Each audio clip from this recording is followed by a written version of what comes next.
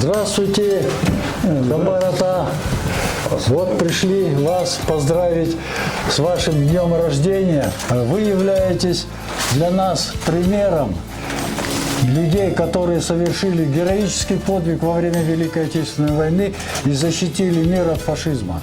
Поэтому разрешите вам вручить грамоту от министра обороны, генерал-лейтенанта авиации Касанова с этим днем рождения. Поздравляю вас. Спасибо. Будьте здоровы, живите долго.